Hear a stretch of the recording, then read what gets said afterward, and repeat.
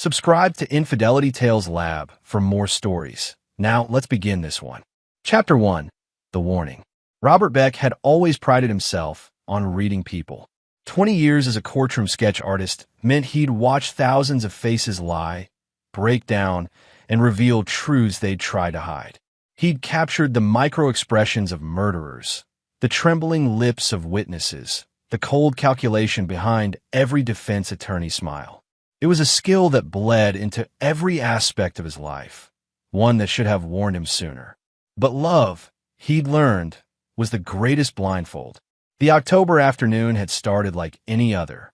Robert sat in his home studio, charcoal-stained fingers hovering over a canvas as he worked on a commission, a portrait of Judge Marilyn Cole for her retirement. Through the window, amber leaves drifted past, and somewhere in the house, his 8-month-old son Tommy was supposed to be napping. His wife Vivian had taken the baby to her office that morning, something about showing him off to her colleagues at Weiss Financial Group. At 3:47 p.m., the front door crashed open. "Dad!" 12-year-old Lily burst into his studio, her backpack still slung over one shoulder, face drained of all color. Her chest heaved like she'd run all the way from the bus stop, 3 blocks uphill. Robert dropped his charcoal. "Lily? What's wrong? Where's Tommy?" Her voice cracked on her brother's name. "Where's the baby?" "At your mom's office. She took him this morning, remember? Said something about—" "No." Lily's hands were shaking. She grabbed his arm, her grip surprisingly strong. "No, Dad, we have to go there. Right now. Please." The fear in her eyes was visceral, real. Robert had seen that look before, in courtroom victims, in parents who'd lost children. His daughter knew something that terrified her. "Lily, talk to me. What happened?" "There's no time." Tears streamed down her cheeks. "I heard them talking. Mom doesn't know I know." "Dad, please, we have to get Tommy." Robert's mind raced through possibilities, each worse than the last. He'd noticed things lately, Vivian's late nights, the way she'd started keeping her phone face down, how she'd moved the baby into the nursery down the hall instead of their room. Small things, dismissible things. Until now. "Get in the car." Robert grabbed his keys from the desk, his phone, his wallet. "Call your mother. Tell her we're coming." Lily was already running for the garage. "She won't answer. She never answers during their meetings." Their meetings. The way Lily said it made Robert's stomach turn. The drive to downtown Hartford should have taken 20 minutes. Robert made it in 12, running 2 red lights and ignoring the speed limit. Lily sat rigid in the passenger seat, her phone clutched in white-knuckled hands, trying Vivian's number over and over. No answer. "How do you know Tommy's in danger?" Robert kept his voice calm, controlled, even as his heart hammered against his ribs. Lily's words came in a rush. "I forgot my math textbook this morning. I came back to get it before you woke up. I heard Mom on the phone in the kitchen. She was talking to him, Mr. Weiss. She said—" Lily's voice dropped to a whisper. "She said today was the day. That after today, you wouldn't be a problem anymore. That they have everything." Robert's hands tightened on the steering wheel. Alphonse Weiss, Vivian's boss at the investment firm where she'd worked for 6 years. A man Robert had met exactly 3 times. At company holiday parties where Weiss had smiled his perfect smile and made jokes about market volatility while his eyes lingered too long on Vivian. And Tommy. Robert's voice was dangerously quiet. "Mom said the baby would be perfect, that he'd make you come running." Lily turned to him, her young face aged by fear. "Dad, what if it's a trap? What if they hurt him to hurt you?" Robert's mind shifted into a different gear, the same analytical focus he used when capturing criminal expressions. He saw the pattern now, the picture Lily's words were painting. But he needed more information. Did she say anything else? Anything about what they're planning? Something about papers and insurance. And Lily hesitated, and getting rid of evidence. The words hit Robert like a physical blow. Papers, insurance, evidence. His wife and her boss were planning something, and his infant son was somehow part of it. The Weiss Financial Group occupied 3 floors of a glass and steel building in Hartford's business district. Robert parked illegally in front, not caring about tickets or towing. "Stay in the car," he told Lily. "No way." She was already unbuckling. "I'm coming with you." Robert wanted to argue, but one look at his daughter's determined face told him it would be pointless. Besides, maybe having her there would keep him from doing something he'd regret. Maybe. The lobby was all polished marble and pretentious modern art. A receptionist sat behind a curved desk, her smile professional and empty. "I'm Robert Beck, here to see my wife, Vivian Beck. She's in a meeting with Mr. Weiss." The receptionist's smile didn't waver, but something flickered in her eyes. "I'm sorry, sir, but Mr. Weiss specifically requested no interruptions during this meeting. If you'd like to wait, I'm not asking for permission." Robert kept his voice level, but let steel enter his tone. "Which floor?" "Sir, I really can't." Lily stepped forward. "My baby brother is up there. Our mother brought him. If something happens to him while you're following protocol, how will that look for your company?" The receptionist's professional mask cracked. She glanced at her computer screen, then back at them. 17th floor. Executive suite. "But please, don't tell Mr. Weiss I." They were already moving toward the elevators. The ride up felt endless. Robert watched the numbers climb, 10, 11, 12, and forced himself to think, to plan. If this was a trap, he was walking right into it. But if Tommy was in danger, he had no choice. "Whatever we see up there," he told Lily quietly, "stay behind me. Understand?" She nodded, her face pale but determined. The elevator chimed. 17th floor. The doors opened onto an elegant reception area, empty at this late hour. Soft classical music played from hidden speakers. Down a corridor lined with abstract paintings, Robert could see lights spilling from an open doorway. He heard voices. Vivian's laugh, that light, musical sound he'd fallen in love with 16 years ago, and a man's deeper rumble in response. They moved silently down the corridor. As they got closer, words became clear. Perfect timing, really. Alphonse Weiss's voice, smooth as aged bourbon. "Once the policy clears, we'll have everything we need. Are you sure the detective won't find anything?" Vivian's voice, but different. Harder. Colder. "Detective," Robert mouthed to Lily. She shook her head, equally confused. "Relax, darling. By tomorrow morning, Robert Beck will be Hartford's most wanted. The evidence we've planted is flawless. Your traumatized wife reporting your violence, your threats, your descent into paranoia. And when he inevitably flees to avoid prosecution." Weiss's voice took on a satisfied tone. "Well, accidents happen, especially to desperate men." Robert's blood ran cold. They weren't just having an affair. They were framing him for something, planning his death, and making it look like. He reached the doorway and looked inside. Chapter 2.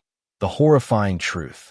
The executive office was a monument to wealth. Floor-to-ceiling windows overlooking the city, mahogany furniture, a bar cart stocked with bottles that cost more than most people's monthly rent. But Robert barely registered any of it. His eyes locked on the scene before him. Vivian reclined on a leather sofa, her blouse strategically unbuttoned, lips swollen from kissing. Alphonse Weiss stood by the window, straightening his tie, both of them looking relaxed and satisfied. Between them, on a coffee table, sat Tommy's car seat. "Empty. Where's my son?" Robert's voice cut through the room like a blade. Vivian jerked upright, her face cycling through shock, fear, and then, chillingly, calculation. Alphonse turned, his handsome features arranging themselves into an expression of concern that didn't reach his cold blue eyes. "Robert, I didn't expect you." Vivian stood, smoothing her skirt. "Tommy's fine, he's just—" "Where's my son?" Robert roared, stepping into the office. Lily stayed in the doorway, her phone out recording. Alphonse moved between Robert and Vivian, his hands raised in a placating gesture. "Mr. Beck, I understand you're upset, but you're disrupting a private business meeting. Your wife and I were discussing her promotion, and I heard everything." Robert's eyes never left Vivian. "The detective, the evidence you've planted, the accident you're planning for me. Where's Tommy?" Something shifted in the room. Vivian's mask of concern dropped, revealing the stranger beneath. "You weren't supposed to know yet. Not until tomorrow, when they found the drugs in your studio, the threatening messages I'd report to the police." She glanced at Alphonse. "We should have moved faster." "Mom." Lily's voice was small, broken. How could you? Vivian's eyes flicked to her daughter, and for a moment, something like regret passed across her face. But only a moment. You're too young to understand, Lily. Your father is limited. Small. I deserve more than a struggling artist who can barely pay our mortgage. The mortgage I pay, Robert said quietly, dangerously, with the money from my court work. The work that allows you to spend every dollar you make at that firm on designer clothes and spa days. Alphonse laughed, the sound grating. How delightfully middle class. Arguing about mortgages while your life crumbles. He pulled his phone from his pocket. I'm calling security. You're trespassing, Mr. Beck. And given your documented history of instability. What history? Robert took a step forward. The one you fabricated? The one I've been carefully constructing for 6 months. Alphonse's smile was a shark's grin. Your increasingly erratic behavior. Your paranoid accusations about your wife's fidelity. Your drinking problem. Oh yes, the bottles in your studio that you don't remember buying. The concerning statements you've made to neighbors about harming yourself and others. Robert's mind raced. 6 months ago, Vivian had insisted they join a new country club, meet new people. He thought she was trying to expand their social circle. Instead, she'd been introducing him to witnesses who'd testify to his instability. Very thorough, Robert said. But you still haven't answered my question. Where's Tommy? Vivian exchanged a glance with Alphonse. He's safe. For now. In a secure location with someone we trust. You'll get him back after I'm dead? Robert's voice could have cut glass. After your accident that's supposed to look like I fled the country and disappeared? Tell me, what's the insurance payout? 2 million? 3. Alphonse's expression hardened. 5, actually. Vivian was wise enough to increase your policy last month. You signed the papers without reading them. So trusting. Robert remembered. The stack of documents Vivian had brought home, claiming they were updates to their estate plan. He'd been working on a major commission, distracted, and had signed where she'd pointed. How many other documents had he signed without reading? The baby, Robert said again, his voice dropping to a lethal calm. Last chance. Vivian stood, moving behind Alphonse like he was a shield. You think you're in a position to make demands? Security will be here in minutes. They'll find you threatening me, violent, unhinged. It'll be perfect proof for the restraining order I'm filing tomorrow. And Tommy, she smiled, cruel and cold. Tommy is with Alphonse's sister, Tammy Weiss. She's a registered nurse, completely respectable. When I report your dangerous behavior, when the police find the evidence we've planted, Tammy will testify that I beg her to keep my baby safe from his violent father. And when I turn up dead? Robert asked. Suicide, Alphonse said smoothly. A mentally unstable man, facing prison, losing everything. It's tragically common. The authorities will find your body in your car, pills and alcohol, a note confessing to your paranoid delusions. Vivian will be the grieving widow, devastated by her husband's decline. And in 6 months, after a respectful mourning period, she'll marry me. We'll raise Tommy together, collect your insurance money, and live the life we deserve. Lily was crying now, but still recording, her phone steady. Robert felt a strange calm settle over him. He recognized this feeling from the courtroom, the moment when all the evidence aligned, when the picture became crystal clear. His wife and her lover had crafted an intricate trap. They'd thought of everything, prepared for months, positioned all the pieces. But they'd made 3 critical mistakes. First, they'd underestimated him. They saw a gentle artist, a devoted father, and assumed he was weak. Second, they'd done all this in front of witnesses. Lily was recording everything, every confession, every admission. And third, most fatal of all, they'd threatened his children. Robert Beck, the man who'd spent 2 decades studying human nature, who'd captured the faces of the guilty and innocent alike, who understood the psychology of criminality better than most psychologists. That man will have walked away, called the police, trusted the system. But Robert Beck, the father? The man whose infant son was being held hostage, whose daughter was crying in the doorway, whose family was being destroyed. That man was done playing by the rules. Lily, Robert said calmly, never taking his eyes off Vivian and Alphonse. Call Uncle Rico. Tell him I need him. Now. Vivian's eyes widened. Your brother? Robert, don't. Oh, now you're worried? Robert's laugh was cold. Now you remember that my younger brother isn't quite as limited as me? That Rico Bonilla served 12 years for armed robbery before he found legitimate work? It was a lie. Rico was his best friend from art school who'd changed his surname after a family falling out, and he ran a successful gallery in Boston. But Vivian didn't know that. Let her think he was calling in criminal connections. Alphonse's hand moved toward his phone again. I'm calling security. This is over. Make the call, Robert said softly. But first, answer one question. What makes you think I came here without a backup plan? For the first time, doubt flickered across Alphonse's face. Robert pulled his own phone from his pocket, turned the screen toward them. I've been recording since the lobby. I heard every word you said before I entered this room. Conspiracy to commit fraud, conspiracy to commit murder, kidnapping. That's what? 30 years minimum. Vivian's face drained of color. You're bluffing. Am I? Robert hit a button on his phone. Alphonse's voice echoed from the speaker. By tomorrow morning, Robert Beck will be Hartford's most wanted. The office door burst open. But it wasn't security. Chapter 3. The unraveling begins. 3 uniformed Hartford police officers entered, followed by a woman in a gray suit carrying a badge. Lily had called 911 from the elevator while Robert was confronting Vivian and Alphonse. Detective Francis Griffith, Hartford PD. The woman's voice was crisp, professional. We got a call about a possible kidnapping and conspiracy. Who wants to tell me what's going on? Alphonse recovered quickly, his smooth mask sliding back into place. Detective, thank God you're here. This man, he gestured at Robert, has been harassing my employee, Mrs. Beck, making wild accusations.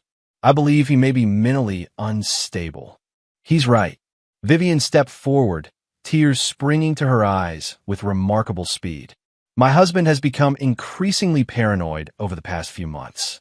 His drinking, his accusations that I'm unfaithful. I'm terrified of what he might do to me or our children. It was a masterful performance. Robert could see the officers' expressions shift, could feel them reassessing the situation. To them, he probably looked like the aggressor, a man who'd burst into his wife's workplace, making wild claims.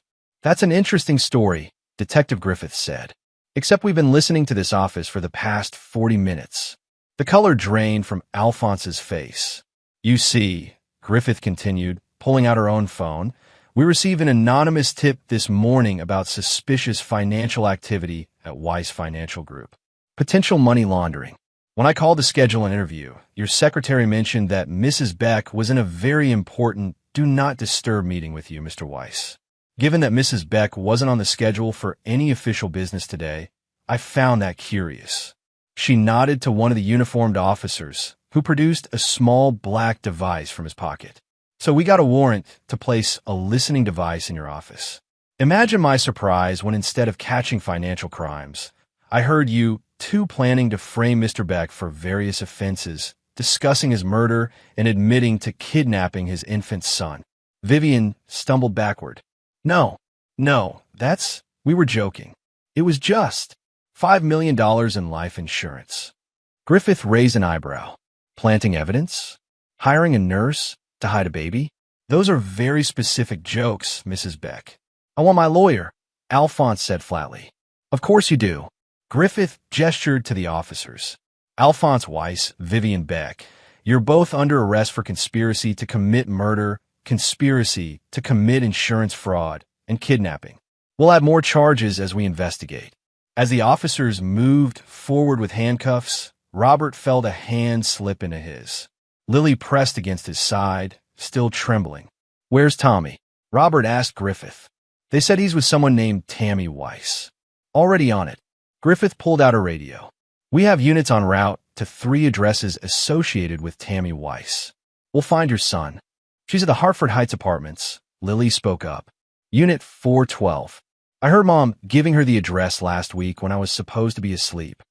Griffith relayed the information. Then she turned to Robert. Mr. Beck, I need your statement. All of it. But first, she glanced at the uniforms leading Vivian and Alphonse toward the door. First, Let's make sure you get your son back. The ride to Hartford Heights was a blur of sirens and flashing lights. Robert sat in the back of Detective Griffith's unmarked car, Lily beside him, both of them silent with tension. Every minute felt like an hour. When they pulled up to the apartment complex, 2 patrol cars were already there. An officer stood by the entrance, radio in hand. Got the baby, the officer called out. He's safe. Suspect is in custody. Robert was out of the car before it fully stopped. He took the stairs 2 at a time, Lily right behind him. On the 4th floor, he found paramedics checking over Tommy in his car seat, the baby crying but seemingly unharmed. Daddy! Tommy reached out with chubby arms. Robert scooped him up, pressing his son against his chest, breathing in that baby smell of powder and innocence. Tommy's cries subsided almost immediately, his small hands fisting in Robert's shirt. He's okay, one of the paramedics said. No signs of distress or harm. But we'll take him to Hartford General for a full checkup to be safe. Lily wrapped her arms around both Robert and Tommy, and for a moment, the 3 of them stood there in the hallway, a family broken but together. A woman was being led out in handcuffs, Tammy Weiss, presumably. She was shouting about lawyers and a legal search and seizure, but her protests faded as officers put her in a patrol car. Detective Griffith approached. Mr. Beck, I need you to come to the station. We have a lot to untangle here. I understand. Robert shifted Tommy in his arms. But first, the hospital, then I'm all yours. At Hartford General, doctors confirmed what the paramedics had said. Tommy was physically fine. A bit dehydrated, slightly hungry, but unharmed. As Robert fed him a bottle in the examination room, Lily sat beside them, her phone finally put away. Dad! Her voice was small. Did you know? About Mom and Mr. Weiss. No. Robert met his daughter's eyes. I suspected something was wrong, but I never imagined. He trailed off. How did you tell your 12-year-old daughter that her mother had planned to murder you? I'm sorry, Lily. I should have protected you from this. You did protect us. Lily leaned her head on his shoulder. You came when I said we needed to go. You believed me. Always, Robert said. I'll always believe you. His phone buzzed. A text from Detective Griffith. We need to talk about something else we found. It's important. At the police station, 3 hours later, Tommy asleep in a car seat and Lily waiting in a family room with a victim advocate. Robert sat across from Detective Griffith in an interrogation room. A folder lay on the table between them. Your wife and Alphonse Weiss have been busy, Griffith said. Very busy. The evidence they planned to plant on you? They'd already started. We found a storage unit rented under your name. You didn't rent it, did you? No. Inside, we found 2 kilograms of cocaine, a gun used in an armed robbery 3 months ago, and a laptop containing child pornography. Griffith's expression was grim. They were building a case that would have destroyed you, Mr. Beck. Even if we proved the murder conspiracy, these planted crimes would have been investigated.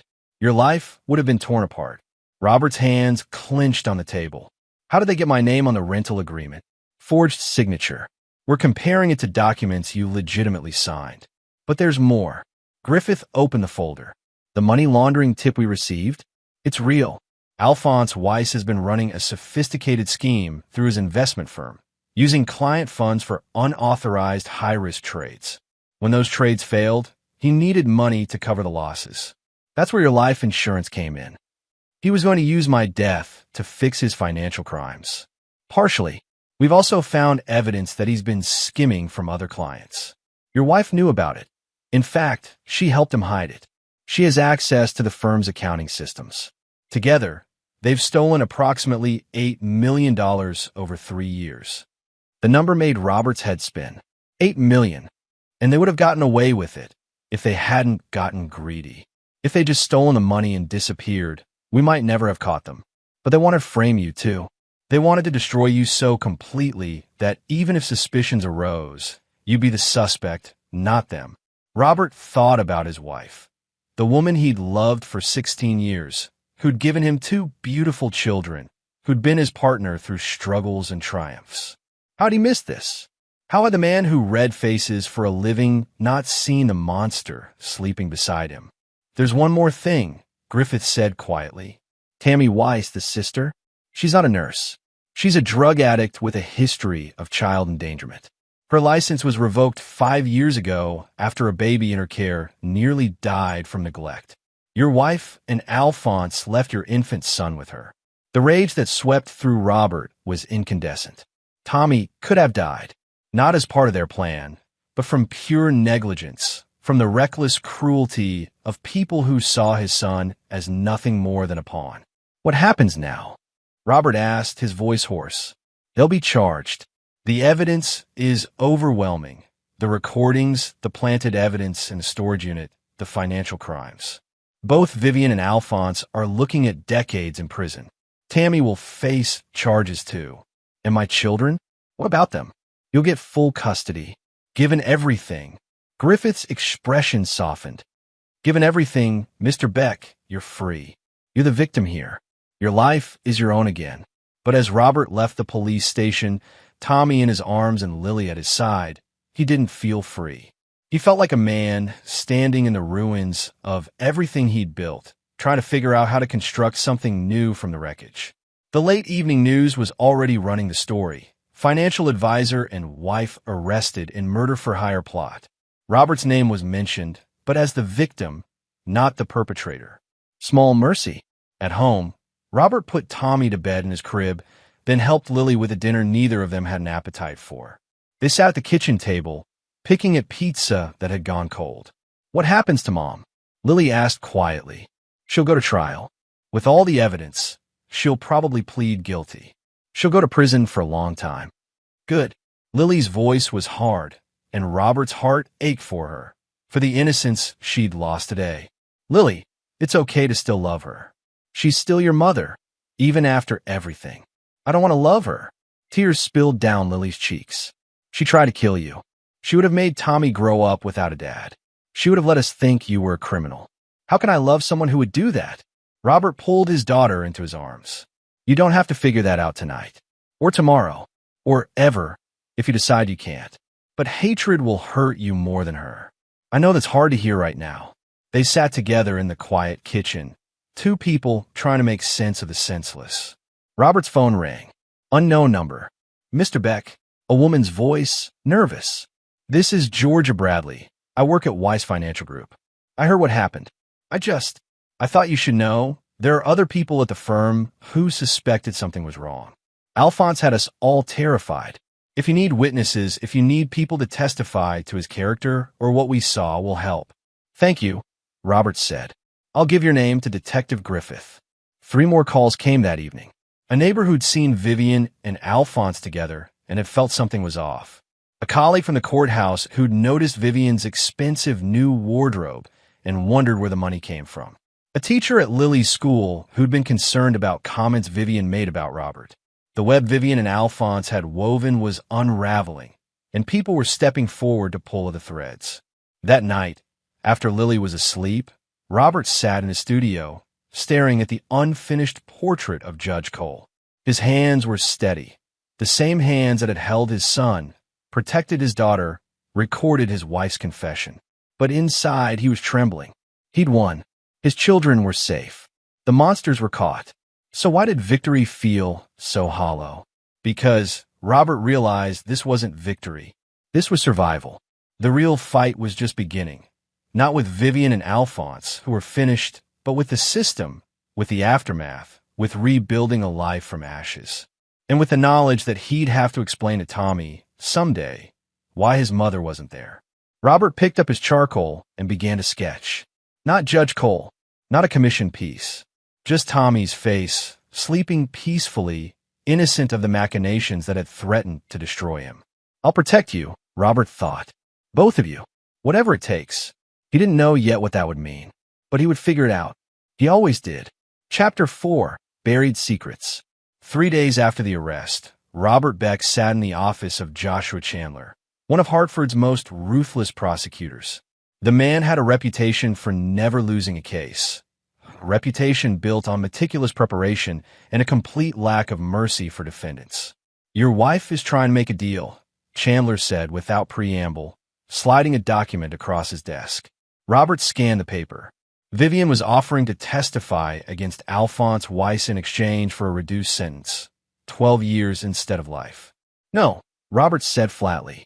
Chandler raised an eyebrow. Mr. Beck, I understand your anger, but a guaranteed conviction of Alphonse Weiss. I said no. Robert met the prosecutor's eyes. They planned this together. They're equally guilty. If Vivian gets a deal, what message does that send?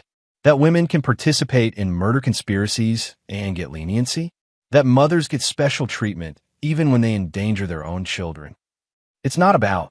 It's exactly about that. Robert leaned forward. I've sat in courtrooms for 20 years, Mr. Chandler. I've watched the system bend over backward to give breaks to defendants who show remorse, who help the prosecution, who cry and apologize. Vivian is counting on that. She's counting on people feeling sorry for her, on the optics of the poor wife led astray by the powerful man. Don't give her that. Chandler studied him for a long moment. What do you want?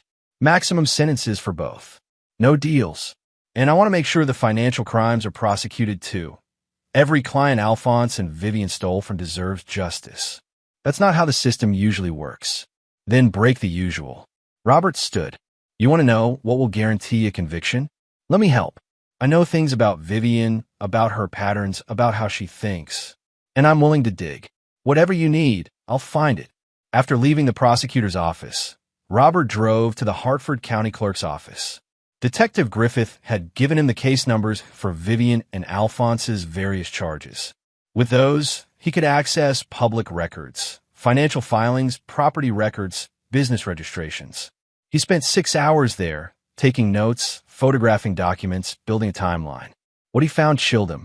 Vivian and Alphonse's affair had started 18 months ago, shortly after Tommy was born. But their financial crimes went back 3 years, which meant they'd been partners in theft before they became partners in bed. The romance was secondary. This had always been about money. More disturbing, Robert found a marriage license application filed 2 years ago in Vivian's maiden name, Palmer, to someone named Stephen Humphrey. The application was never completed, but the date was suspicious. It was filed while she was still married to Robert. Robert drove to the address listed on the application. It led to a neighborhood he didn't recognize, middle-class homes with well-kept lawns. He knocked on the door of the house, matching the application. A man in his 50s answered, stocky, graying hair, kind eyes that narrowed when Robert introduced himself. You're Vivian Palmer's husband? Stephen Humphrey said. The current one, I mean. How many are there? Robert asked. Stephen's laugh was bitter. Come in. You want to sit down for this? Inside, over coffee neither of them touched, Stephen told his story. He'd met Vivian 4 years ago at a financial seminar. She'd been charming, brilliant, vulnerable, claiming her marriage was falling apart, that her husband was abusive, that she needed help escaping. She had me completely fooled, Stephen said. I gave her money, bought her gifts, even helped her open bank accounts that her controlling husband supposedly didn't know about. We were going to get married, start fresh.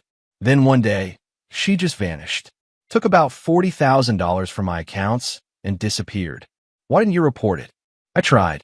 Stephen's expression darkened. But she was smart. Every transaction looked legitimate.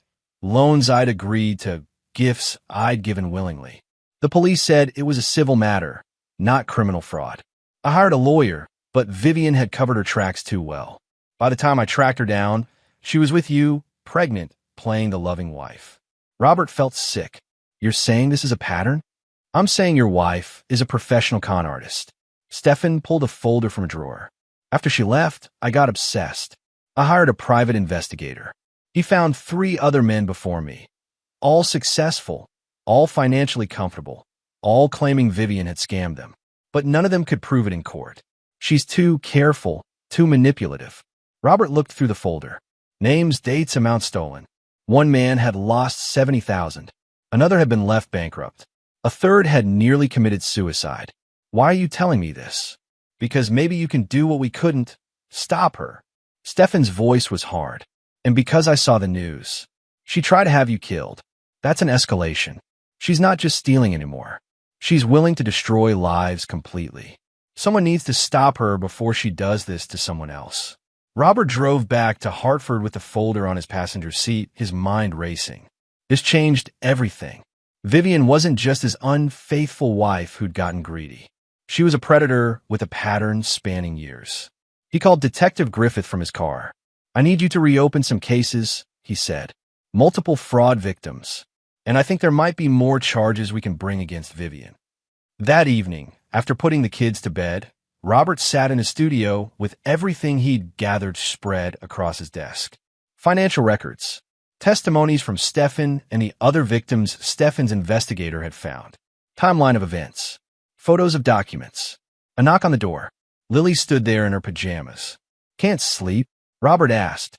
"I keep thinking about Mom." Lily came in, sat in the chair by his desk. "Did you know she was like this before?" "No." Robert's throat was tight. "I thought I knew her. But people can hide who they really are, especially from the people who love them. Were any of it real? Did she ever really love us?" It was the question Robert had been asking himself for 3 days. "I don't know, sweetheart. Maybe at the beginning. Maybe parts of it. But somewhere along the way, she chose money and comfort over truth and family." "I hate her," Lily whispered. "You're allowed to." Robert pulled his daughter close. "And you're allowed to grieve for the mother you thought you had. Both things can be true." The next morning, Robert met with a lawyer, not for Vivian's case, but for his own protection. Marcel Harrell was a family law attorney who specialized in complex custody cases. "I need full custody of my children," Robert said, "and I need to make sure Vivian has no claim to them or to any of our assets." "Given the criminal charges, that shouldn't be difficult," Marcel said. "But I'll be honest with you, Mr. Beck, this is going to get ugly. Your wife will fight from prison. She'll claim she was coerced, manipulated, that Alphonse controlled her. She'll try to paint herself as a victim to get sympathy for a reduced sentence and eventual custody rights. Let her try." Robert's voice was cold. "I have evidence that she's been running cons for years, long before Alphonse. She's the predator, not the prey."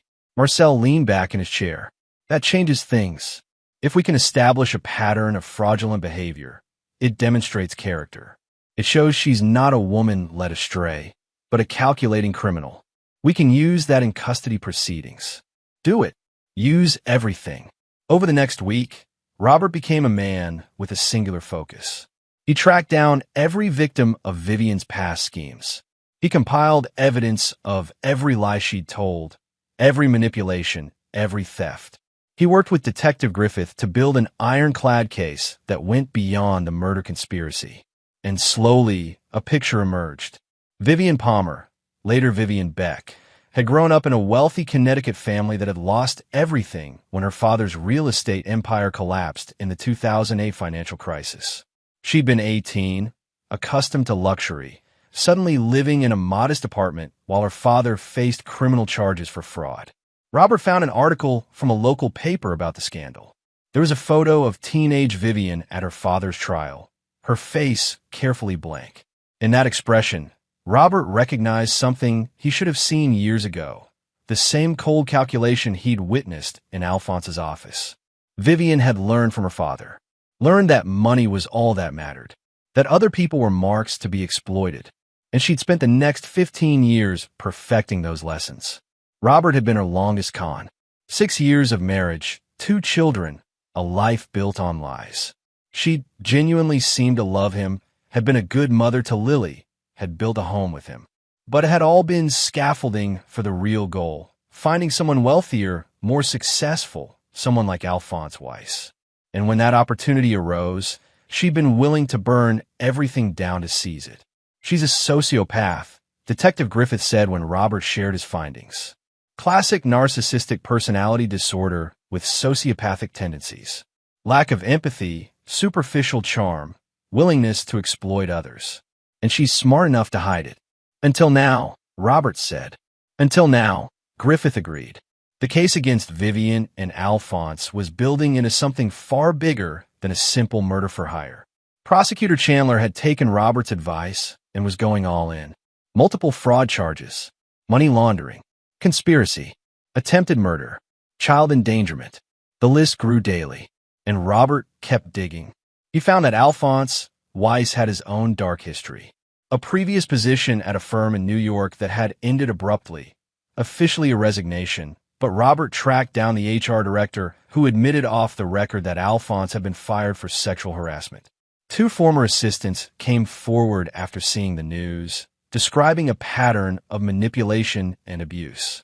Alphonse had used his position to coerce women into relationships, had promised promotions and raises that never materialized, had retaliated against those who rejected him. "He's a predator," one woman, Juliana Short, told Robert over coffee. "But he's smart about it. Never leaves physical evidence, never makes explicit threats. Just creates situations where women feel they have no choice but to comply." "Why didn't you report it?" "I did. To HR, to the EEOC. Nothing happened. He's protected. He has powerful friends, expensive lawyers. And the women who try to fight him, they ended up destroyed, lost their jobs, their reputations. I couldn't afford that fight. What if I told you there's a way to make him pay now? That his current criminal charges could be enhanced if we establish a pattern of behavior?" Juliana's eyes sharpened. "I'll testify. Tell me, when and where." Robert left that meeting with contact information for 6 more women willing to testify about Alphonse's history of manipulation and abuse. Each story painted a picture of a man who saw other people as objects, tools to be used and discarded. It was perfect, not just for the criminal case, but for what Robert was really building. Because Robert wasn't just helping the prosecution. He was engineering something far more comprehensive. He was making sure that when Vivian and Alphonse fell, they fell so completely that they could never get back up. Chapter 5. The Web Titans. 2 weeks before the trial, Robert received a call from an unexpected source. "Mr. Beck, this is Saul Hale. I'm a forensic accountant working with the SEC. I understand you've been investigating financial irregularities at Weiss Financial Group." Robert met Saul at a quiet diner on the outskirts of Hartford. The man was in his 60s, sharp-eyed, with the air of someone who'd seen every financial crime imaginable. "The SEC has been watching Alphonse Weiss for 18 months, Saul said without preamble. "We knew he was running a Ponzi-style scheme, using new investor money to pay returns to old investors while skimming off the top. But we couldn't prove it. His records were immaculate. His partner was covering for him." "His partner? You mean Vivian?" "Your wife is a genius with numbers, Mr. Beck. She created a dual-entry system that made Weiss's books look completely legitimate. Every fraudulent transaction was matched with a fake, but technically compliant corresponding entry. It's the most sophisticated cover-up I've seen in 30 years. Why are you telling me this?" Saul smiled grimly. "Because the murder conspiracy was stupid. It was sloppy, emotional, and it gave us the opening we needed. With Vivian and Alphonse in custody, we've been able to execute warrants, seize records, interview employees without fear of retaliation. We're building a federal case that's going to take down not just Alphonse, but several of his associates." "How many people did they steal from?" "At least 230 clients. Total damages around $43 million. Some of these people lost their life savings, their retirement funds. One elderly couple lost everything and had to move in with their daughter." Robert felt his chest tighten. "I had no idea the scope was this large. Neither did most people. That's why we need your help." Saul pulled a tablet from his briefcase, showed Robert a complex flowchart. "Your wife kept meticulous records, too meticulous. She thought she was being careful, but what she actually did was create a roadmap of every crime they committed. If you can help us understand her system, her logic, we can unravel the entire scheme faster." "What do you need me to do?" "Tell me how she thinks. You lived with her for years. When she was stressed, what did she do? When she was planning something, what were her habits? The more we understand her psychology, the better we can predict where she hid additional evidence." Robert spent 3 hours with Saul talking about Vivian's patterns, how she color-coded everything, how she kept backup files of important documents in unexpected places, like photo albums or recipe boxes, how she'd had a filing cabinet in their basement that she'd always kept locked, claiming it held client information she needed to protect. "The basement," Saul said sharply.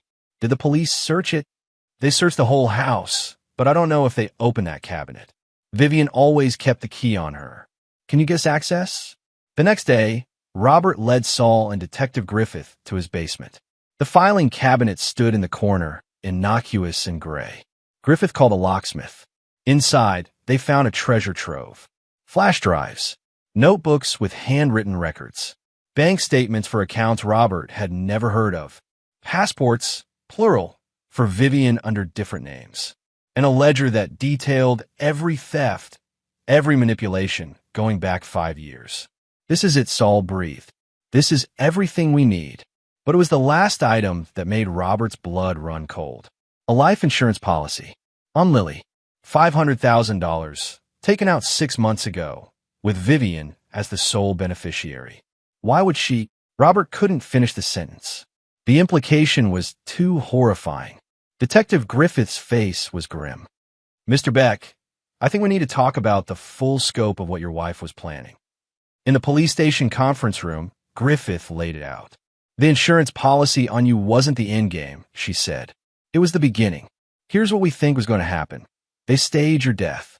Vivian collects $5 million. But that money is from a company Alphonse's firm insures through, which means he controls the investigation, the payout timing, everything. I don't understand, Robert said, though dread was building in his gut. 6 months after your death, the standard mourning period, Vivian and Alphonse get married. They use the insurance money to pay off the clients Alphonse stole from, clean up the books, make the financial crimes disappear. They're home free. But why the policy on Lily? Griffith exchanged a glance with Saul. We found emails between Vivian and Alphonse. They were discussing long-term financial security. In one email, Vivian mentions that Lily is becoming a problem, too smart, asking too many questions. Alphonse responds that they might need to secure additional funds and eliminate complications. The room spun. You're saying they were planning to kill my daughter? We think it was contingency plan. If the investigation into your death went wrong, if suspicions arose, they needed another tragedy to distract everyone. A grieving widow who loses her daughter in an accident? No one would question her after that. They'd see her as a victim, not a suspect. Robert's hands gripped the edge of the table. They were going to murder both of us. Frame me for one crime while collecting insurance on another. And Tommy would have been left with them, with 2 murderers as parents. That's our theory, yes. Robert stood abruptly, needing to move, to pace, to do something with the rage boiling through him. I want them to know. I want Vivian and Alphonse to understand that I found all of this, that I know exactly what they were planning. Can you arrange that? Griffith hesitated. It's not standard procedure. I don't care about procedure. Robert's voice was steel. They try to destroy my family. They need to know they failed. Completely. 2 days later, Robert sat in a visitor's room at Hartford Correctional Center, a glass partition between him and Vivian. She looked haggard, her usually perfect hair limp, no makeup, the orange jumpsuit washing out her complexion. But her eyes were still sharp, calculating. Robert, her voice through the phone was soft, tentative. Thank God you came. I've been trying to reach you. I need to explain. I found a policy on Lily. Vivian's face went blank. I found everything. The filing cabinet, the flash drives, the ledgers. I know about Stephen Humphrey and the others you scammed. I know about the dual entry accounting system you created for Alphonse. I know you weren't a victim, that you were the architect of all of this. Robert, you have to understand I was going to kill our daughter. Robert's voice was flat, emotionless. After you killed me. After you framed me for crimes I didn't commit. You were going to take out an insurance policy on our 12-year-old child and stage her death. Tears streamed down Vivian's face, but Robert saw them for what they were, calculated, performative. I would never hurt Lily. That policy was just, it was Alphonse's idea. I didn't mean. Detective Griffith showed me the emails, Vivian. Your emails. Your words. You called our daughter a complication that needed to be eliminated. Robert leaned closer to the glass. I spent 16 years loving you. I gave you everything. I trusted you with our children. And you were willing to murder us all for money you'd stolen from innocent people. Robert, please. No. Robert stood. I came here to tell you that I'm going to do everything in my power to make sure you spend the rest of your life in prison. Every victim you've ever scammed is testifying. Every crime you've ever committed is documented. The SEC is building a federal case. The state has multiple charges. And I'm going to be at every hearing, every trial, every parole board, making sure everyone knows exactly who you are. You can't take my children from me. I already have. The family court granted me sole custody yesterday. You'll never see Tommy or Lily again unless they choose to see you. And Lily, Robert's smile was cold. Lily knows everything. She knows you plan to kill us. She knows you're a fraud. She knows that the mother she loved never really existed. Vivian's composure cracked. You turned her against me. No, Vivian, you did that yourself. Robert hung up the phone and walked away, her screams following him down the corridor. He felt nothing. No satisfaction, no anger, no sadness. Just a cold, certain knowledge that he'd done what needed to be done. Outside, in his car, Robert allowed himself one moment of grief.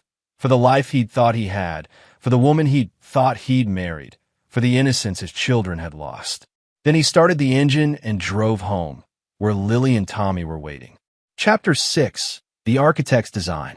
Robert Beck understood revenge the way he understood art, as something that required patience, precision, and an eye for the perfect composition. Over the next month, as Vivian and Alphonse's trial date approached, he became the puppet master of their destruction. It started small. An anonymous tip to the IRS about unreported income. A carefully worded letter to the Connecticut Bar Association about Alphonse's brother, Hobart Evans, who was an attorney and had helped draft some of the fraudulent documents. Then it escalated. Robert discovered that Alphonse had a son from a previous marriage, a young man named Christopher Connor who'd changed his surname to distance himself from his father. Christopher was a social worker who specialized in family counseling, a genuinely good man who'd spent his life trying to atone for bearing Alphonse's DNA. Robert reached out to him. They met at a coffee shop in New Haven. Christopher was in his late 20s, with kind eyes and a tired smile. I saw the news, Christopher said. I wish I could say I was surprised, but I'm not. My father has always been exactly what you discovered. I'm sorry you have to deal with this, Robert said. But I need to ask, would you be willing to testify about his character? About what you witnessed growing up? Christopher stared into his coffee. He was abusive. Emotionally, psychologically. He'd tell my mother she was worthless, that she was lucky he stayed with her. He'd manipulate situations to make himself look like the victim while destroying anyone who challenged him. When I was 16, I watched him ruin my mother's sister, his own sister-in-law, by spreading lies about her, getting her fired from her job, all because she confronted him about cheating. Did your mother ever leave him? She tried. 3 times. Each time, he'd use his connections, his money, his lawyers. He'd threaten to take me away, to prove she was an unfit mother. She gave up eventually. She died when I was 22, officially a heart attack, but I think it was just giving up. I'm sorry, Robert said quietly. Don't be. It made me who I am. Made me determined to never become him. Christopher looked up. I'll testify. I'll tell them everything. My father needs to understand that his actions have consequences, that he can't manipulate and destroy people forever. Robert gained another ally, but his most powerful move came from an unexpected source. Rico Bonilla called him late one night. Robert's best friend from art school had been following the case for Boston, horrified by what had happened. I have something you need to see, Rico said. Remember how I mentioned I was dating someone who works in insurance fraud investigation? Vaguely. Her name is Amber Clay. She's been looking into Alphonse's firm independently because one of the clients who lost money was her grandmother. When she heard about your case, she started digging deeper, and she found something. 2 days later, Robert sat in a Boston hotel room with Rico and Amber, looking at documents that made his hands shake. This is a life insurance policy on Alphonse Weiss, Amber said, pointing to the first page. Taken out 18 months ago. $10 million. The beneficiary is listed as A. Palmer. A. Palmer, Robert repeated. Vivian's maiden name. Right. Now look at this. Amber showed him another document. This is a policy on Vivian Beck, taken out at the same time. Also $10 million. Beneficiary, A. Weiss. Robert's mind raced. They had policies on each other? They did. Now watch this. Amber pulled up emails on her laptop. These are from Vivian's seized computer, obtained through the SEC investigation. 6 months ago, Vivian and Alphonse were discussing their exit strategy. But here's where it gets interesting. They weren't planning to live happily ever after. She highlighted specific passages. From Vivian, once the inheritance clears and the investigation dies down, we'll need to discuss the Cayman accounts. My lawyers will handle the transfer. From Alphonse, agreed, though I should note that the policy matures in 12 months. After that, we'll need to reassess our partnership. From Vivian, partnership has an expiration date. We both know that. They were planning to kill each other, Robert said slowly. After they killed me. After they collected my insurance, cleaned up the financial crimes, and secured the money. That's my theory, Amber said. They were never in love. They were business partners planning a series of murders for profit.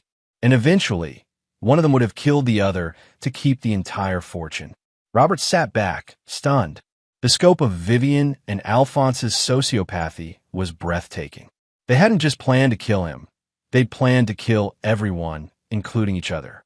Can this be used in court? Robert asked. Absolutely. It goes to motive, to character, to premeditation. It shows they're both capable of planning multiple murders. Amber's smile was sharp. It also means that neither of them can claim they were the victim of the other. They're both equally culpable.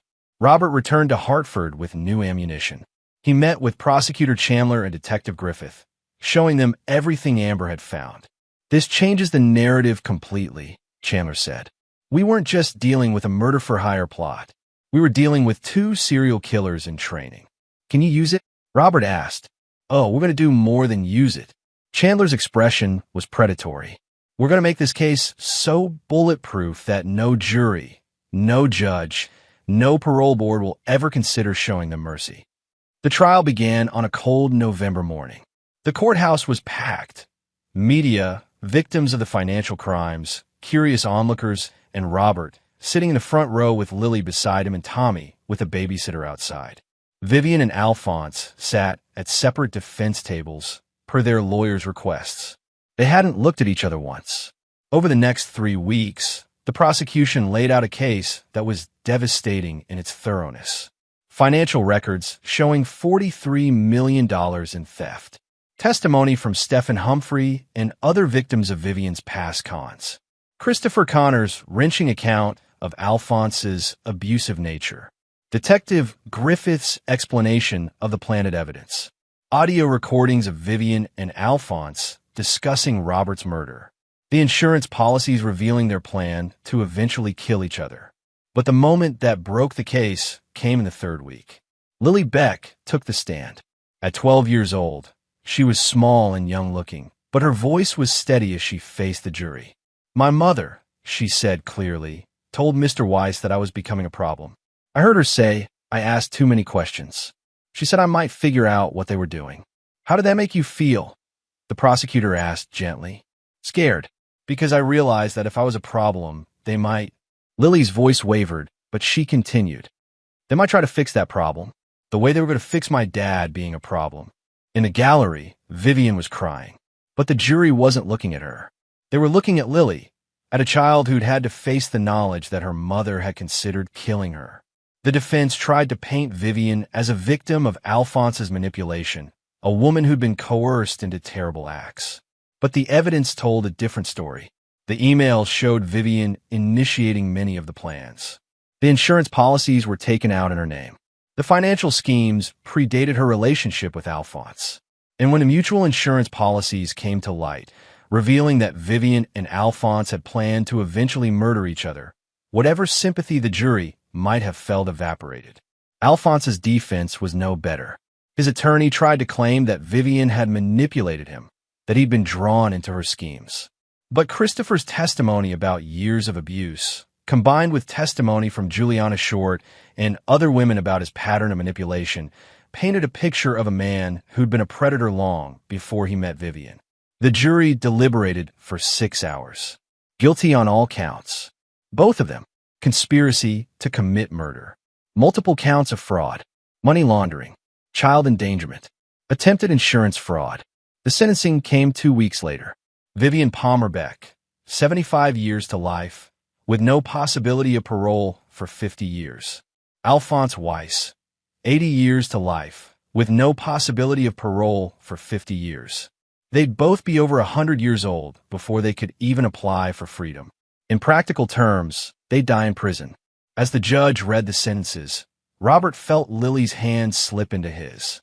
He looked down at his daughter, saw tears streaming down her face, not of sadness, but of relief. "It's over," she whispered. "It's over," Robert confirmed. Outside the courthouse, reporters swarmed. Robert made a brief statement. "Justice was served today, not just for my family, but for every person Vivian Beck and Alphonse Weiss victimized over the years. To the clients who lost their savings, to the women Alphonse harassed and abused, to everyone hurt by these two predators, this verdict is for you. My children and I can now move forward, knowing that the people who threatened our lives will never harm anyone again." That evening, Robert sat in his studio with Lily and Tommy. The baby was playing with blocks, innocent of the drama that had swirled around him. Lily was doing homework, or pretending to. "Dad," she said quietly, "do you think Mom ever really loved us?" Robert had been asking himself that question for months. "I think," he said carefully, "that your mother is missing something most people have, the ability to truly care about others more than she cares about herself. Maybe at the beginning, when we first met, there was something real. But over time, that got buried under greed and selfishness. By the end, I don't think she was capable of real love anymore." "That's sad," Lily said. "It is. But it's not your fault, or mine, or Tommy's. We loved her. We were good to her. She made choices that destroyed what we had. That's on her, not us." Lily nodded, then went back to her homework. Robert picked up Tommy, held his son close, and looked out the window at the darkening sky. He'd won. His children were safe. The monsters were caged. But the victory felt less like triumph and more like survival. Because at the end of the day, he was a single father with 2 traumatized children, trying to rebuild a life from the ashes of betrayal. The real fight, he realized, was just beginning. Chapter 7. The Aftermath. 3 months after the sentencing, Robert Beck stood in the middle of his living room, surrounded by boxes. He was moving, not far, just to a different neighborhood where there were fewer memories, fewer reminders of the life he'd thought he had. Lily had helped him choose the house. It was smaller than their old place, but brighter, with a yard where Tommy could play and a studio for Robert that had better natural light. A fresh start, as much as such a thing was possible. "Dad, look what I found." Lily emerged from the basement carrying a photo album. She opened it to a picture of their family from 4 years ago, Robert, Vivian, and baby Lily at the beach, all smiling. Robert braced himself for pain, but what he felt was more complicated. Grief, yes, but also a strange sort of peace. That happy family in the photo had been real once, before Vivian's greed poisoned everything. He could acknowledge that now, without letting it destroy him. "Want to keep it?" he asked. Lily studied the photo for a long moment. "Yeah, not for her. For me. Because I was happy then, even if it was based on a lie. That happiness was real to me, and I don't want to forget what it felt like." "Okay." Robert pulled his daughter close. "We'll keep the good memories and learn from the bad ones." The move helped, but it wasn't a magic cure. Lily had nightmares. Tommy became clingy, crying whenever Robert left the room. And Robert himself found that he couldn't fully trust anyone anymore. Every interaction was filtered through suspicion, every kindness examined for ulterior motives. He started seeing a therapist, a patient woman named Ellen Riggs, who specialized in trauma from domestic betrayal. "You're trying to carry all of this alone," Ellen told him during their 4th session. "You're trying to be strong for your kids, to rebuild your life, to process your trauma, all while maintaining your career and your sanity. That's not sustainable. What choice do I have? You have the choice to ask for help, to lean on friends, to let yourself be vulnerable. Vulnerability is what got me into this mess," Robert said bitterly. "No, loving someone who is unworthy of that love is what got you into this mess. That's different than being open to connection with people who deserve your trust. It took Robert 2 more months to even partially accept that advice. But slowly, carefully, he started letting people back in. Rico visited from Boston, spending weekends helping with the house and playing with the kids. Amber came too, bringing her warm presence and her own story of family betrayal that helped Robert feel less alone. Georgia Bradley, the woman from Wise Financial who'd called Robert after the arrests, became an unexpected friend. She was dealing with her own guilt. She'd worked at the firm, had seen signs of Alphonse's crimes, but had been too afraid to report them. She and Robert formed a kind of support group, two people trying to forgive themselves for not seeing the monsters among them. "I should have known," Georgia said over coffee one afternoon. "I processed those transactions. I saw the irregularities. But Alphonse was so convincing, so confident, and I needed the job." "You were a victim too," Robert told her. "Alphonse created an environment where people were too afraid to speak up. That's not your fault." "Then why does it feel like it is?" Robert didn't have an answer for that. Guilt, he was learning, didn't care about logic or fairness. It just existed, heavy and persistent, coloring everything. The civil cases were wrapping up. With Vivian and Alphonse in prison, their assets had been seized to compensate victims of the financial crimes. Robert and his children were entitled to a portion, restitution for the trauma, for the murder plot, for everything they'd endured. The settlement was substantial, enough to secure Tommy and Lily's future, to pay off the mortgage on the new house, to allow Robert to take fewer court commissions and focus on personal art for the first time in years. "Feels dirty," Robert told his lawyer, Marcel Harrell, at the settlement signing. "Like I'm profiting from my own attempted murder." "You're not profiting. You're being compensated for what they try to take from you. Your life, your peace, your children's innocence. This money represents justice, not profit." Robert signed the papers, but Marcel's words didn't make it feel any cleaner. The 6th month after the trial brought an unexpected visitor. Christopher Connor stood on Robert's doorstep, looking nervous. "I hope this isn't weird," Christopher said, "but I want to check on you and your kids." And he hesitated. "I wanted to apologize." "For what?" "For my father. I know I'm not responsible for his actions, but he's my blood. And everything he did to you, everything he planned. I feel like I should have warned you somehow, should have told someone what he was capable of." Robert invited him in.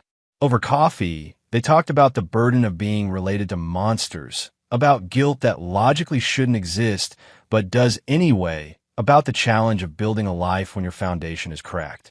"I've been thinking," Christopher said, "about starting a support group for families of criminals. People who are trying to process the actions of someone they loved or thought they loved." "Would you include children of the criminals?" Robert asked, thinking of Lily and Tommy. "Especially children. They're the most vulnerable, the ones who didn't choose any of this." "Count us in," Robert said. The support group became a lifeline. Meeting every other week in the community center, it brought together people from all walks of life. Children of murderers, spouses of embezzlers, parents of rapists, siblings of terrorists. People who carried the weight of association were trying to figure out how to love someone while condemning their actions. Lily attended the youth sessions. She made friends with other kids who understood what it meant to have a parent in prison, to love and hate someone simultaneously, to carry shame for crimes they didn't commit. "It helps," Lily told Robert after a third meeting. "Knowing I'm not alone. Knowing other kids get it." Robert's art evolved during this period. His courtroom sketches became more nuanced, capturing not just the faces of defendants, but the complicated emotions of victims, families, witnesses. His personal work took on darker tones. Studies in betrayal, in the masks people wore, in the distance between who someone appeared to be and who they really were. A gallery in Hartford approached him about a show. "Your work has always been technically brilliant," the curator said, "but these new pieces have depth, emotional weight. They're haunting." Robert agreed to the show, though he insisted that all proceeds beyond his costs would go to victims of financial crimes, the people Alphonse and Vivian had destroyed. The opening night was surreal. People moving through the gallery, studying his pain rendered in charcoal and paint. Critics praised his unflinching examination of human duplicity. Collectors offered 5 figures for pieces Robert had created in the depths of grief.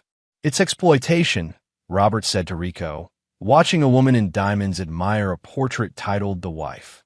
"It's alchemy," Rico corrected. "You took your trauma and turned it into something meaningful. Something that makes people think, feel, understand. That's not exploitation. That's art." Maybe Rico was right. Maybe there was value in sharing his story, in letting others see that betrayal and survival and healing were messy, complicated processes that didn't resolve neatly. Chapter 8. The Unexpected Trap. Robert's carefully reconstructed life came crashing down on a Tuesday in May, 18 months after Vivian's conviction. He was at the studio when Detective Griffith called. "We have a problem," she said without preamble. Vivian's attorney just filed an appeal. They're claiming ineffective counsel, presenting new evidence that supposedly exonerates her. What evidence? A witness who claims Alphonse Weiss threatened Vivian with harm to her children if she didn't cooperate, and a psychologist who evaluated her and diagnosed her with battered spouse syndrome. Robert's laugh was harsh. "That's absurd. Vivian initiated half the schemes. The emails prove it." "I know, but her attorney is good. Ronnie Bowen, one of the best appellate lawyers in the state. He's arguing that the emails were taken out of context, that Vivian was trying to appease Alphonse to protect her family, that she never actually intended to harm you." The jury saw through that story the first time. The jury in the criminal trial, yes. But this is an appellate court. They'll only review the legal proceedings, look for errors, consider new evidence that wasn't available at trial. If Bowen can convince them that Vivian's trial attorney was incompetent or that this new witness testimony is credible, she could get a new trial. Robert felt sick, or a reduced sentence, or, in the worst case, a reversal of the conviction. Griffith's voice was grim. "I'm not saying it will happen, but we need to be prepared." Robert called Joshua Chandler immediately. The prosecutor was equally disturbed.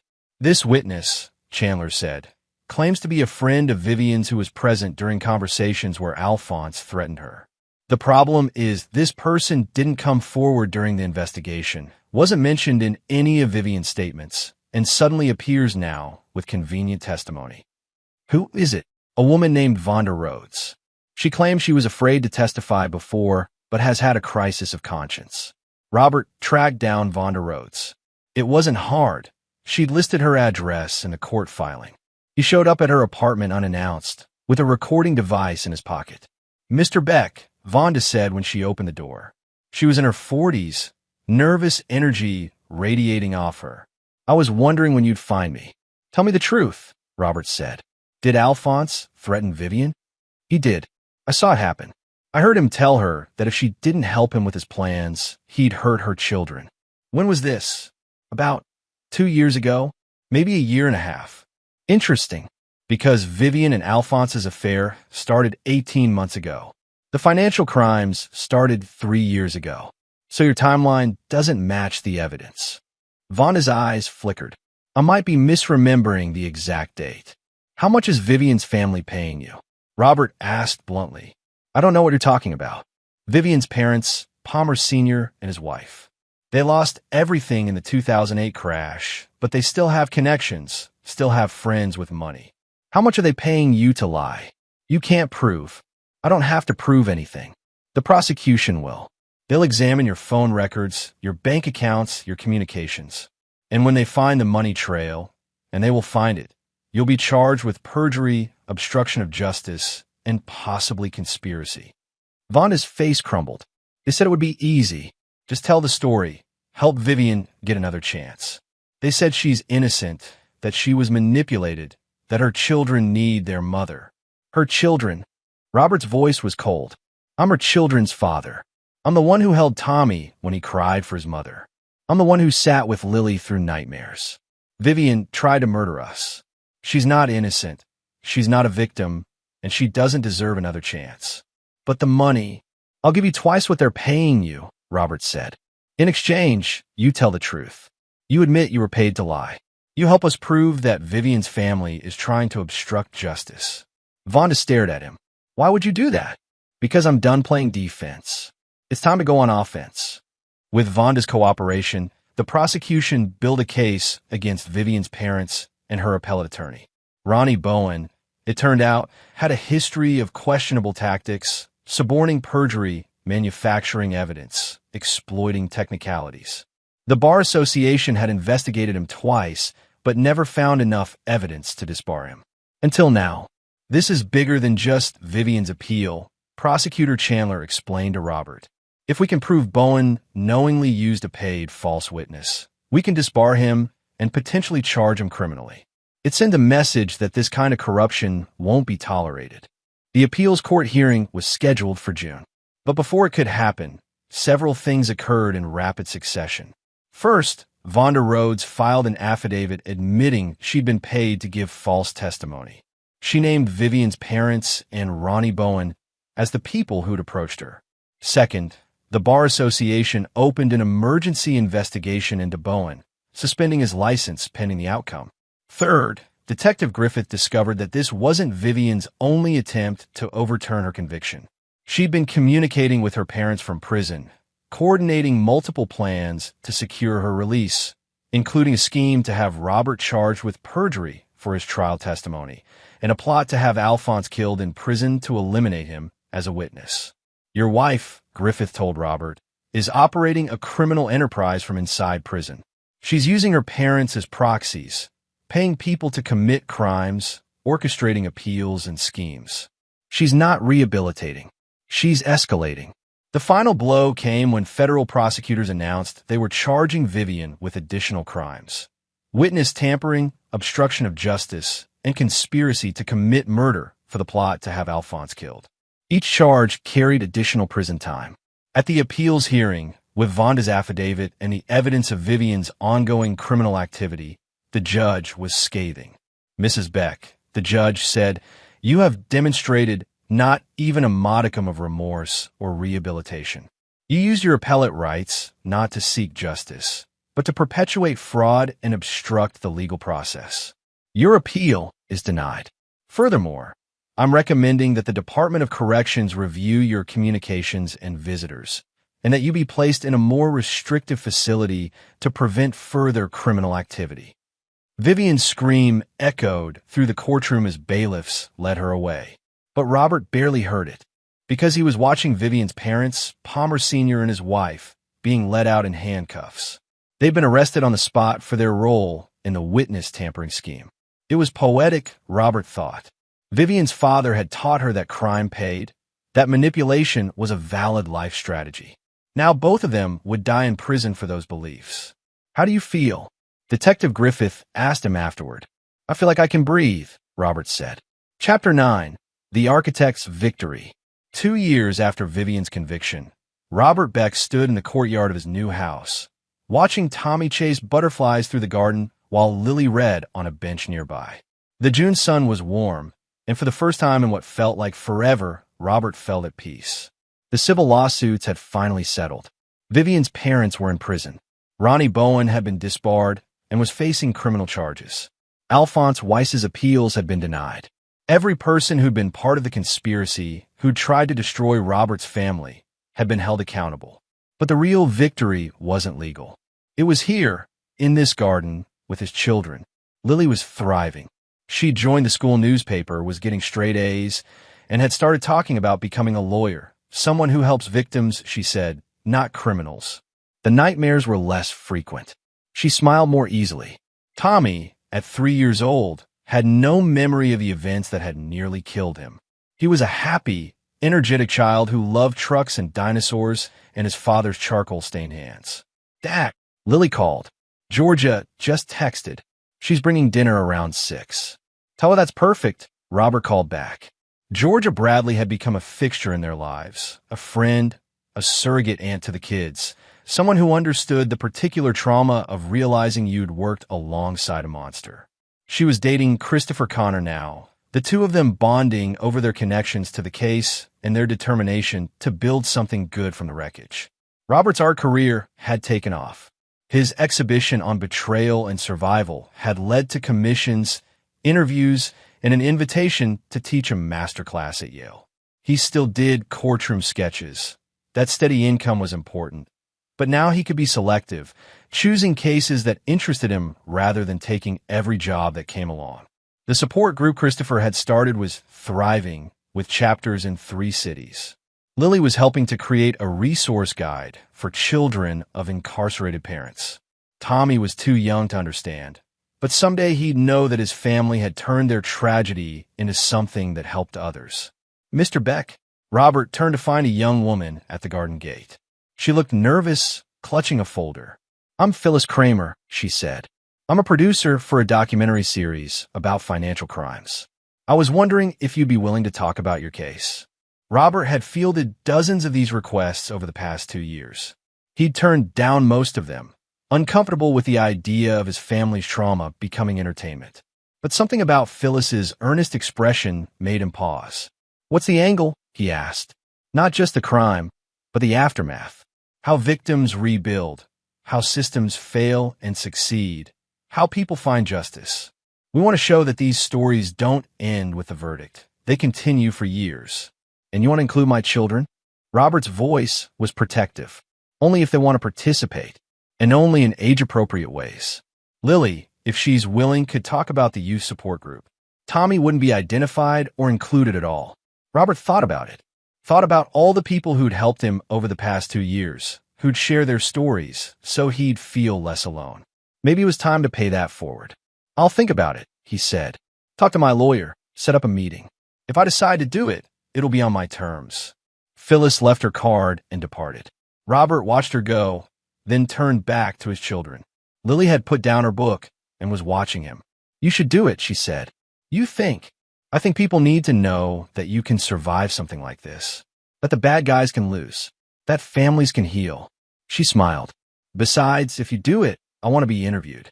I want to tell people that even when your parent betrays you, even when everything falls apart, you can still be okay."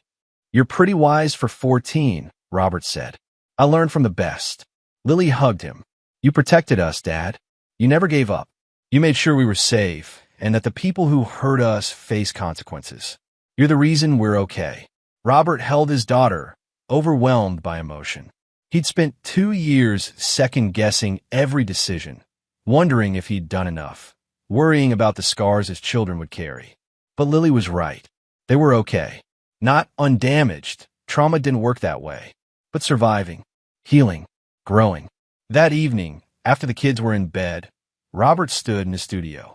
The space smelled of charcoal and paint, familiar and comforting. He'd been working on a new series, not about betrayal this time, but about resilience.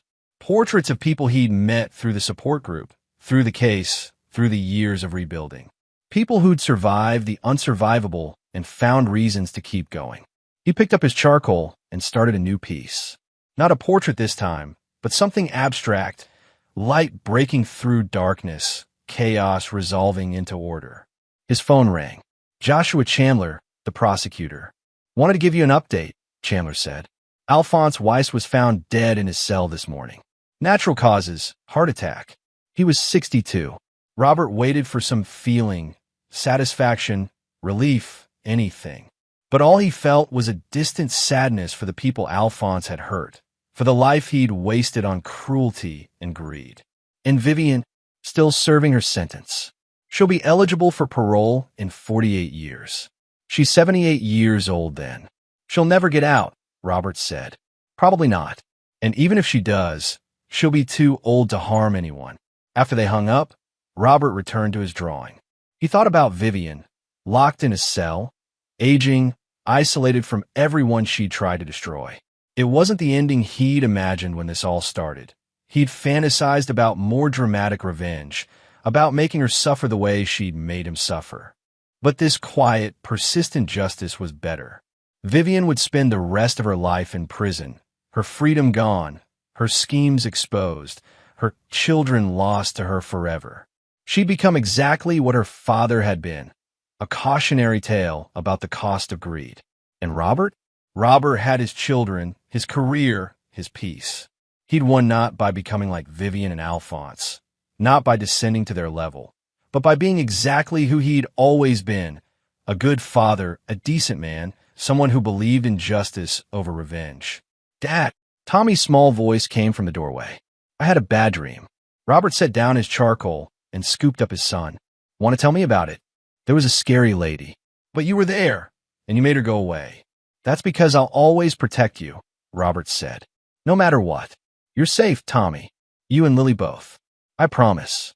Tommy nestled against his chest, already half asleep again. Robert carried him back to bed, tucked him in, and stood in the doorway for a moment, watching his son sleep peacefully. This, Robert thought, was victory.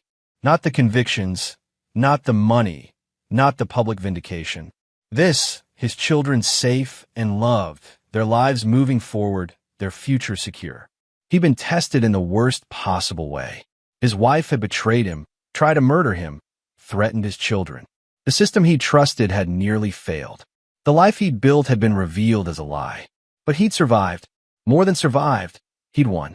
Not by destroying his enemies, though they'd been destroyed. Not by seeking revenge, though justice had been served. But by refusing to let hatred consume him. By protecting what mattered most. By rebuilding with purpose and love. Robert Beck, the artist who read faces, who'd spent 20 years studying human nature, had learned the most important lesson of all. The monsters might be real. The betrayals might be devastating. The pain might be overwhelming. But love, true, unconditional, protective love, was stronger than all of it. And in the end, love had won. As Robert returned to his studio and picked up his charcoal once more, he began to sketch a new image. Not darkness and light this time, but something simpler. A father and his two children, arms around each other, facing forward. Moving on, he titled it Survived. And in that moment, surrounded by the evidence of his rebuilt life, Robert Beck finally, truly felt free. And there you have it. Another story comes to an end. What did you think? I'd love to hear your thoughts in the comments below. If you enjoy this story, consider joining our community by subscribing. It means the world to us. For more stories like this one, check out the recommended videos on screen. And I'll see you there.